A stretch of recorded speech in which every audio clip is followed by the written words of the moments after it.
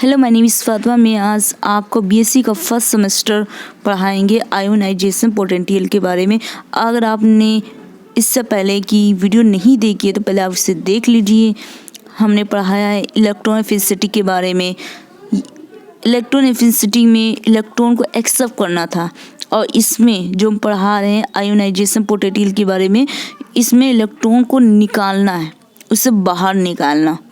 अगर ये आपने सीरीज से अगर आपने देखेंगे, अगर इलेक्ट्रॉन एफिनिसिटी आपने नहीं देखा तो आप इसे देख लीजिए, जिससे आपको ये टॉपिक समझने में बहुत ही इजी लगे। अगर आपने उस टॉपिक को नहीं देखा, प्लीज़ आप उस टॉपिक को पहले देख लीजिए, जिससे आपको ये टॉपिक समझने में आसानी हो। शुरू करते हैं। किसी इलेक्ट्रॉन के एक आइसोलेटेड गैसियस एटम की, आइसोलेटेड का मतलब होता है जिसके पास ना प्लस हो ना माइनस हो, मतलब उदासीन गैसियस एटम की वैलेंस शेल से, मतलब बाहरी कोष, जो बाहर कोष है तभी तो हम उसे निकालेंगे ना। इसलिए एक इलेक्ट्रॉन को डोनेट करने के लिए जितनी एनर्जी की ज़रूरत होती है उसे उस इलेक्ट्रॉन का आयोनाइजेशन पोटेंशियल कहते हैं। अब आपको समझ में आया कि इसमें हम एक इलेक्ट्रॉन को डोनेट करते हैं, मतलब एक इलेक्ट्रॉन को निकाल देते हैं। छोटी छोटी बात अगर आप समझ जाएंगे तो आपको ज़्यादा याद करने की कोई ज़रूरत नहीं है, बस आप इसके जहन में हैं, बिल्कुल छप जाएगा और एग्ज़ाम में फ़ौरन आप लिख पाएंगे। अब इसे हम किससे नापते हैं? इसे किलोजूल प्रति मोल से प्रदर्शित करते हैं। अगर अपना एक इलेक्ट्रॉन को निकालेगा तो क्या है, एक दाता होगा, इसलिए इस पे एक पे क्या निशान होगा, प्लस का, क्योंकि जब कोई चीज़ किसी को दिया जाता है तो वो एक दाता हो जाता है, तो इसीलिए ए पर क्या है, प्लस का निशान है। और इसमें से एक इलेक्ट्रॉन निकल गया है। जब ये दोबारा इलेक्ट्रॉन को निकालेगा तो 2+ हो जाएगा, 2+ का साइन आ जाएगा और इलेक्ट्रॉन निकल जाएगा, और इलेक्ट्रॉन पर क्या है, माइनस साइन है। यदि कोई एटम एक से अधिक इलेक्ट्रॉन को डोनेट करता है तो उसे सेकेंड आईपी और थर्ड आईपी कहते हैं। क्या हमें ज़्यादा इलेक्ट्रॉन को डोनेट कर रहे हैं ना, इसलिए इसे सेकेंड या थर्ड आईपी कहते हैं। और सेकेंड आईपी की जो वैल्यू जो होती है वो ऑलवेज नेगेटिव होती है, बिकॉज इलेक्ट्रॉनिक रिपल्शंस के कारण एनर्जी खर्च करनी पड़ती है। इसमें से आपको कुछ समझ में आया?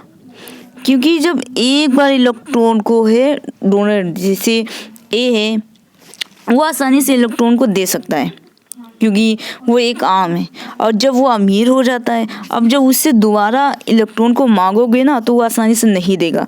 तो ज़बरदस्ती मेहनत अगर किसी चीज़ में किया जाए या बहुत रिक्वेस्ट करनी पड़ती तो क्या उसमें एनर्जी खर्ची करनी पड़ती है, इसीलिए सेकेंड आईपी की वैल्यूज़ जो होती है हमेशा निगेटिव होती है।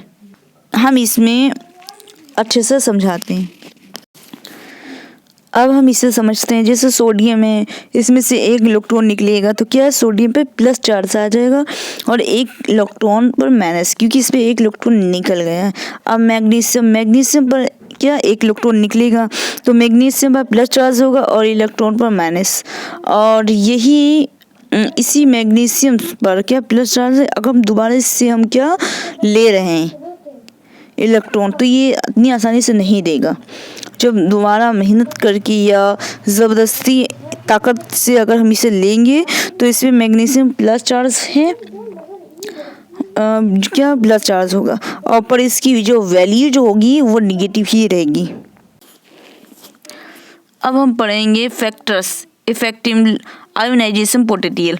अरे ये बहुत लंबा होता है ना, तो बहुत लॉन्ग में आता है,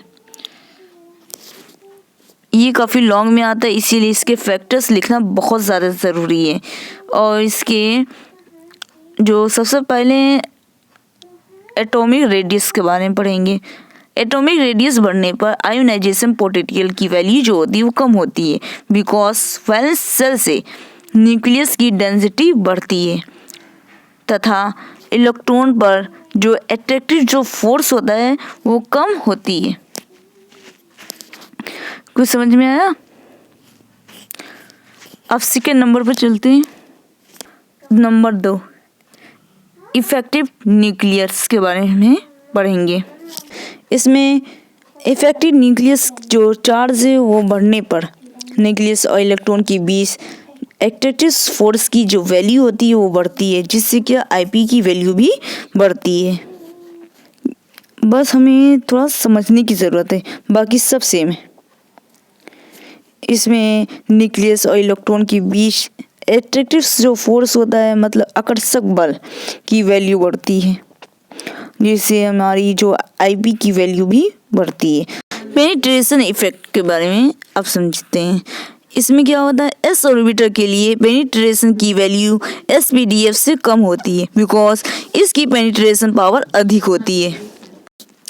शील्डिंग इफेक्ट बढ़ने पर न्यूक्लियस और इलेक्ट्रॉन के बीच एट्रैक्टिव फोर्स कम हो जाता है, जिससे आईपी की वैल्यू भी कम हो जाती है। शील्डिंग का मतलब होता है कि जैसे दोनों हाथों से किसी चीज़ को कवर कर देना, उसे सील्ड कर देना। समझ में आया? अब पीरियोडिक टेबल्स के बारे में थोड़ा बहुत जानते हैं। लॉन्ग पीरियड के बारे में, इसमें किसी पीरियड में मतलब आवर में लेफ्ट से राइट जाने पर आईपी की वैल्यू बढ़ती है, बिकॉज एटॉमिक रेडियस कम होती है।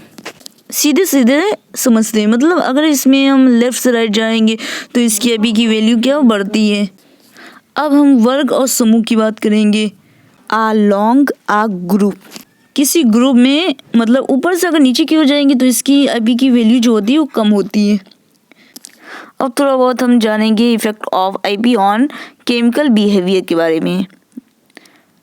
यदि आईपी की वैल्यू अधिक है तब ऐसे इलेक्ट्रॉन्स बहुत अधिक एक्टिव होते हैं। नंबर 2, आईपी की वैल्यू अधिक होने पर इलेक्ट्रॉन्स जो हैं वो क्या स्ट्रॉन्ग ऑक्सीडेशन एजेंट्स होते हैं। और नंबर 3, यदि दो इलेक्ट्रॉन्स के आयोनाइजेशन पोटेंशियल का डिफरेंस बहुत कम हो तब इनके कंपाउंड आयनिक होते हैं। समझ में आया? मतलब कि दो इलेक्ट्रॉन्स हैं, आयोनाइजेशन पोटेंशियल का जो डिफरेंस बहुत कम है, डिफरेंस बहुत ही ज़्यादा कम है, तब इनके जो कंपाउंड जो कैसे हुई हैं, क्या ये आयनिक होते हैं। जी नहीं बड़ा, ये काफ़ी ज़्यादा मोस्ट इम्पोर्टेंट टॉपिक है।